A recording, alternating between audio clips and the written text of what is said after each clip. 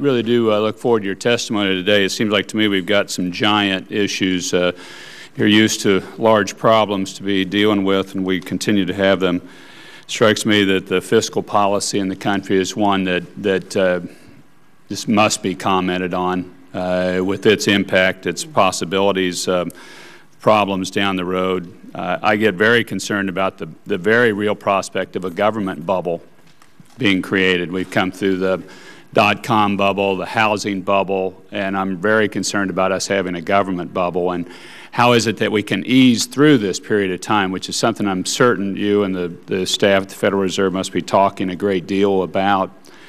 One of the issues I would hope you'd consider moving forward is the makeup of the FOMC Committee on Monetary Policy.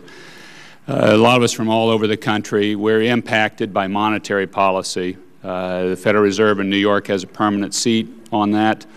Is that truly reflective of the diversity of views across the country? Some of the issues I've been looking at and researching is should that committee be broadened out on its representation of federal bank chairmen on the FOMC committee, and it's something that we'll be presenting. Several of us in the Congress have joined on to a bill to press on China to allow its exchange rate to float. A number of us feel that the artificially holding down of the exchange rate has been a major impact on the U.S. economy, doesn't reflect current economic realities, adds to the permanent feel of the imbalance between us and China on trade.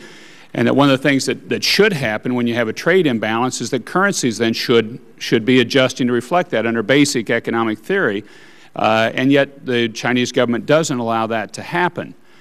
That has a big impact on the prices of goods coming into this country. It has a big impact on us exporting to China. It has a big impact on other countries around China that are exporters as well. And it seems to a number of us that if the Chinese are not going to allow this float to take place, that we should be forcing this through trade policy, through the possibility of sanctions. This would be something I'm sure you probably don't want to be drug into, but it's going to be something that will probably land on your doorsteps as well. Those are the big issues. Plus, I would hope in looking at interest rates down the road that it seems to me it shows strength in our economy if we're able to start saying, you know, we should allow these interest rates to move up a little bit, that we think the recovery is moving forward, that we're getting to a stabilized point, that it would show some strength and resiliency if you allow those interest rates to start edging upward. That's something that obviously is on your plate and you guys have to decide, but looking at it as an outside observer, it seems like we might be at a point that would be a wise move and one that would show strength and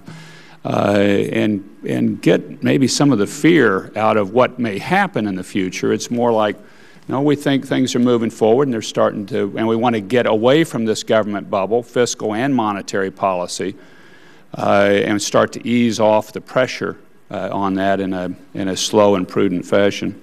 Madam Chairman, I thank you for the hearing. I look forward very much to your testimony, Chairman Bernanke.